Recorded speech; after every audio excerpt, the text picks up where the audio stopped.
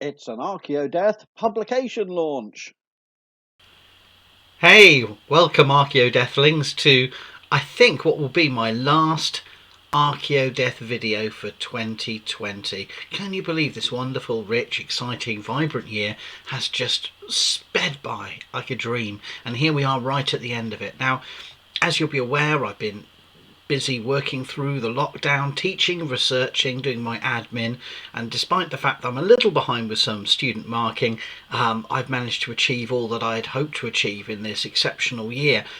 And therefore my final video before I do a New Year's roundup, I'll do a New Year's Archaeodeath monthly review, but before, my first dedicated video, my last dedicated video before that end, I'm going to focus on a very important moment in my academic career, the publication of a new book. Now, I've given you lots of Archaeodeath reviews of my past work, although I've still got some key publications to talk about, but I really want to use this video to address my very latest piece of work, and it is a edited collection, and here it is, a physical copy of it. This is the Public Archaeologies of Frontiers and Borderlands, edited by Kieran Gleave, myself, and Pauline Clarke. And as with the last book I did and was published at the beginning of this year, I'm unable to have a press release, a book launch, as would normally be the case with an academic book, and especially important given the fact that this involves so many collaborations with heritage practitioners, academics, and also students. And so it's a regret of mine that we were in the pandemic and we cannot celebrate together the publication of what's taken me so much work and has involved considerable efforts of Kieran, who was one of my graduate students, got a first class single honours archaeology degree, and is now working in commercial archaeology, and Pauline, who is a doctoral researcher, and we had an interview with her on the Archaeodeath channel a little while back. If you skip back, you can see what Pauline has to say about her research. But it's sad that we can't have a face-to-face, so I'm doing it on all our behalves. I'm doing this video to celebrate our collective achievement in editing. And academic editing is perhaps a look down on occupation.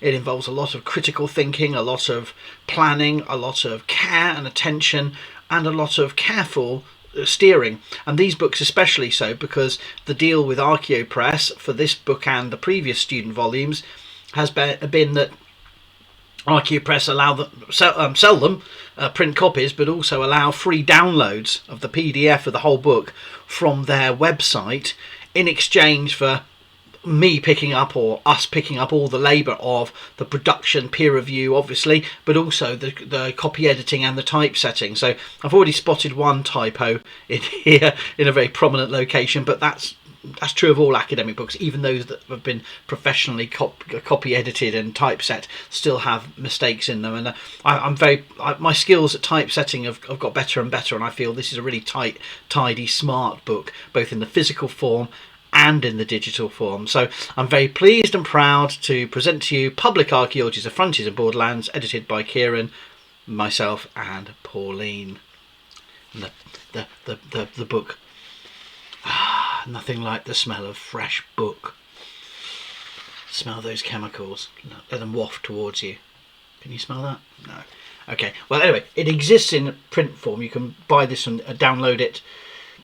Buy it or download it from the Archaeo Press website. They're a brilliant team of archaeological publishers, academic publishers, and this appears in their Access Archaeology series, where you can find a link from their main webpage to view a whole raft of archaeological conference proceedings, reports that are free to download, and you can purchase the physical copies. And I must say, while I work with digital materials, the physical copy of the book is exceptional, and the amount of this colour they've allowed us to include both in the print and the online version is exceptional.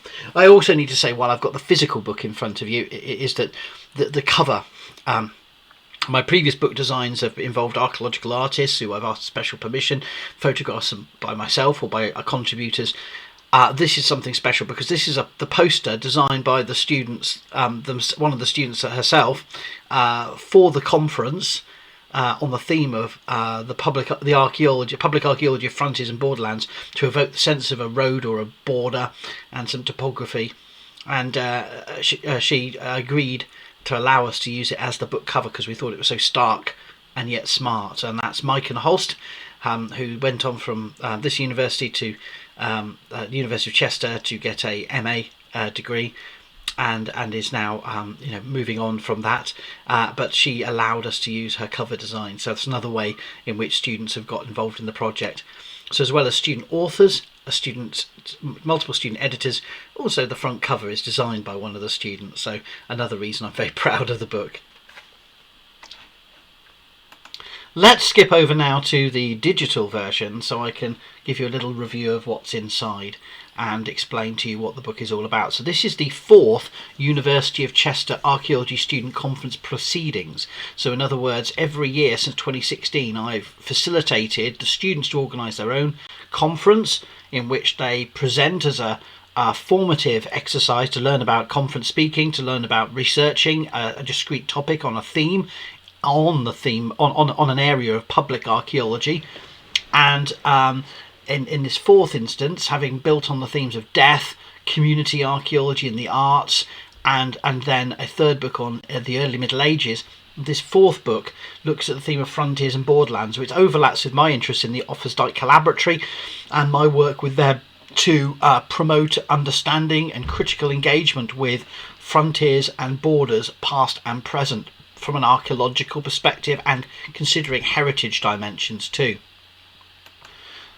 So moving past the front cover, the list of contents, we have a foreword by Rebecca H. Jones of Historic Environment Scotland, who is an expert on Roman military archaeology and its heritage, and has been working tirelessly to promote and support understanding of Roman forts in Scotland and also the Roman Antonine frontier in Scotland.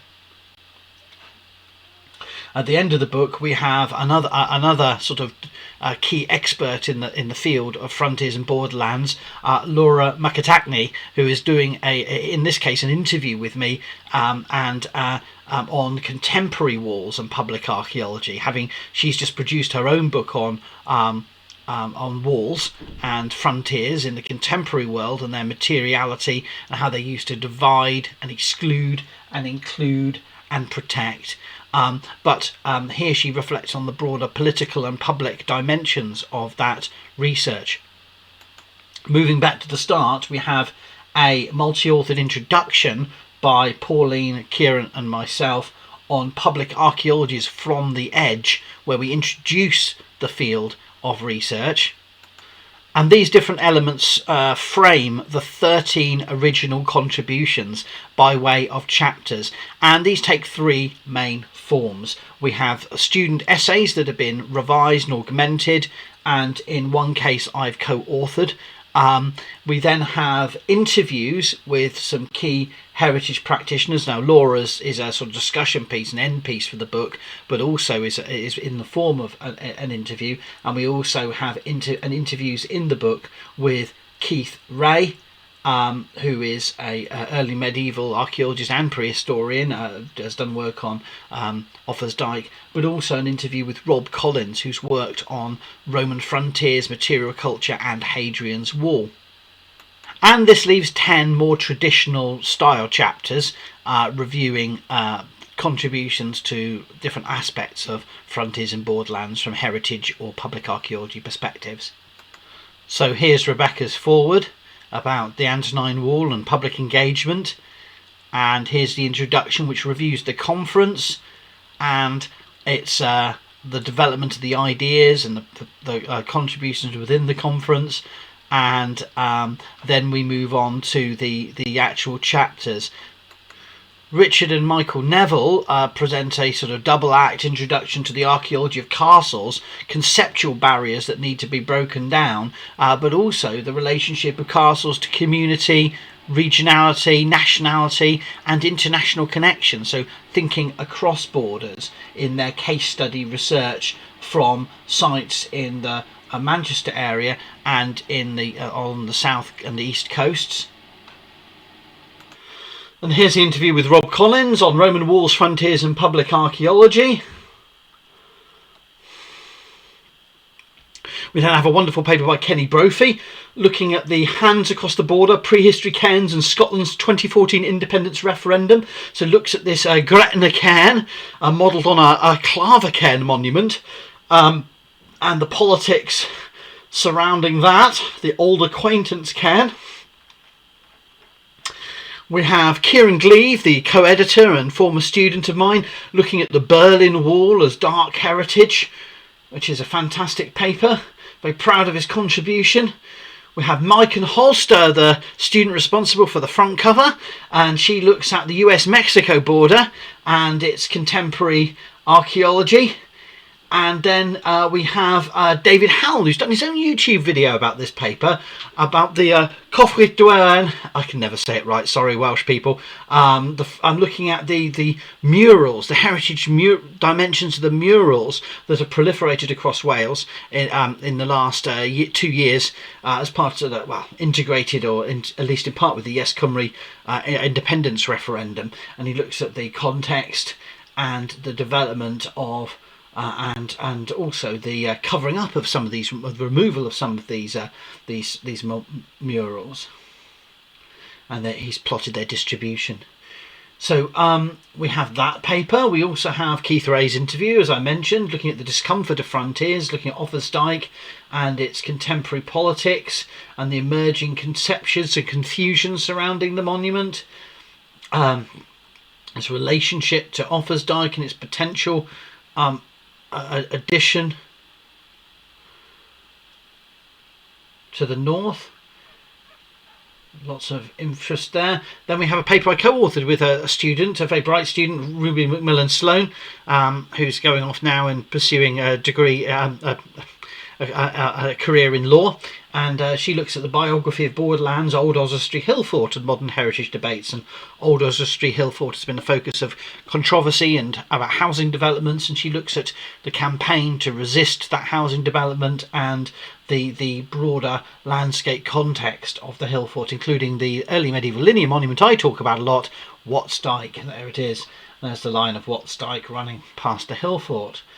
Then there's a paper by me about interpreting Wat's Dyke in the 21st century and the challenge of engaging communities and broader audiences with the lesser known of the two great linear earthworks of the Anglo-Welsh borderland.